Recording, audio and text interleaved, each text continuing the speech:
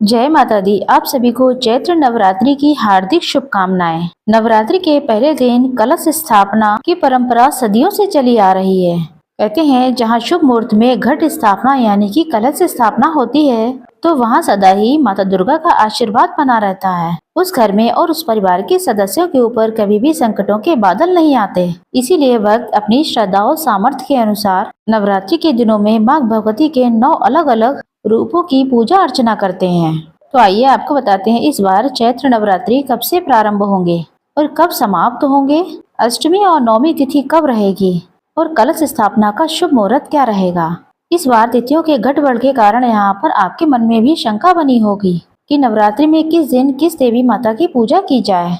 अष्टमी और नवमी तिथि क्या इस बार एक ही दिन पड़ रही है या फिर अलग अलग दिन में अपने मुहूर्त के अनुसार ही पूजा की जाएगी। साल 2025 में चैत्र नवरात्रि प्रारंभ होंगे 30 मार्च 2025 रविवार से और चैत्र नवरात्रि समाप्त होंगे 6 अप्रैल 2025 रविवार को, यानी कि रविवार के दिन से ही व्रत प्रारंभ होंगे। और जब भी रविवार के दिन से व्रत प्रारंभ होते हैं ऐसे में माँ दुर्गा की सवारी हाथी माना जाता है। दिनों के आधार पर माता की सवारी निर्धारित होती है। हाथी पर आगमन माता का बहुत शुभ संकेत होता है और हाथी पर ही इस बार माता प्रस्थान भी करेंगे।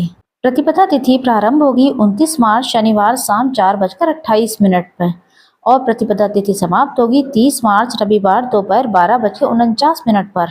प्रतिपदा तिथि में कलश की स्थापना हमेशा ही शुभ मुहूर्त में करनी चाहिए और कलश स्थापना का शुभ मुहूर्त रहेगा सुबह 6:13 से 10:22 तक। इसके अलावा अभिजीत मुहूर्त भी कलश स्थापना के लिए बहुत ही उत्तम मुहूर्त होता है। दोपहर 12:01 से 12:50 तक रहेगा। इस बार अष्टमी तिथि यानी कि दुर्गा अष्टमी का व्रत रहेगा 5 अप्रैल शनिवार को। रामनवमी यानी कि 6 अप्रैल रविवार को मनाई जाएगी। नवरात्रि व्रत का पारण और कलश का विसर्जन कब करें? दसवीं तिथि प्रारंभ होगी 6 अप्रैल रविवार शाम 7:24 से और अगले दिन दसवीं तिथि समाप्त होगी 7 अप्रैल सोमवार रात 8 बजे तक। वैसे तो दसवीं तिथि में ही कलश विसर्जन और नवरात्रि व्रत का पारण करना चाहिए। बहुत से भक्त जिनके घर में अष्टमी वाले दिन कन्या पूजन होता है वो कन्या पूजन के बाद अन्न ग्रहण कर लेते हैं और कुछ लोग नौमी तिथि के दिन कन्या पूजन कराने के बाद अन्न ग्रहण कर लेते हैं और नौमी तिथि को ही शाम के समय सूर्यास्त से पहले पहले कलश विसर्जन भी कर लेते हैं। अगर हो सके तो दसवीं तिथि के दिन ही माता की चौकी आपको हटानी चाहिए और कलश का विसर्जन भी आपको दसवीं तिथि के दिन ही कर देना चाहिए। अगर बात करें यहाँ पर नवरात्रि के दिन किस देवी माता की पूजा करनी चाहिए, इस बार जैसा कि आप सभी जानते ही हैं 30 मार्च से नवरात्रि प्रारंभ होंगे तो इस दिन तो घट स्थापना और माँ शैलपुत्री की पूजा आराधना होगी। इसके बाद अगले दिन 2 तिथियां एक साथ पड़ रही हैं। 2 तिथि में यानी कि माँ ब्रह्मचारिणी और माँ चंद्रघंटा की पूजा एक साथ की जाएगी, एक ही दिन की जाएगी।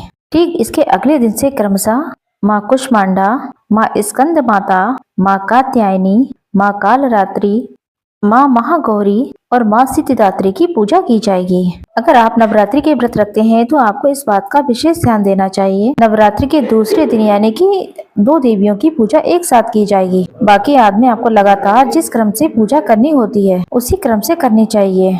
अष्टमी तिथि 4 अप्रैल यानी कि शुक्रवार रात 8:13 से प्रारंभ होगी और जिसकी समाप्ति अगले दिन यानी कि 5 अप्रैल शनिवार को शाम 7:26 पर हो जाएगी। जी हाँ, इसके बाद ही नौमी तिथि प्रारंभ हो जाएगी। ऐसे में आप ध्यान रखिएगा माँ गौरी यानी कि अष्टमी तिथि की जो पूजा है 5 अप्रैल दिन शनिवार के दिन करनी है। नौमी अप्रैल 5 अप्रैल शुक्रवार शाम को 7:27 से हो जाएगी शुरू और अगले दिन 6 अप्रैल यानी कि रविवार को शाम 7:23 पर समाप्त हो जाएगी। ऐसे में उदय तिथि के अनुसार नौमी तिथि प्राप्त होगी वो होगी 6 अप्रैल को और इसी दिन माँ सिद्धिदात्री की पूजा की जाएगी और नौमी का व्रत भी इसी दिन रखा जाएगा। अगर ये जानकारी आपको अच्छी लगी हो तो वीडियो को लाइक करके कमेंट बॉक्स में जय माता दी जरूर लिखें।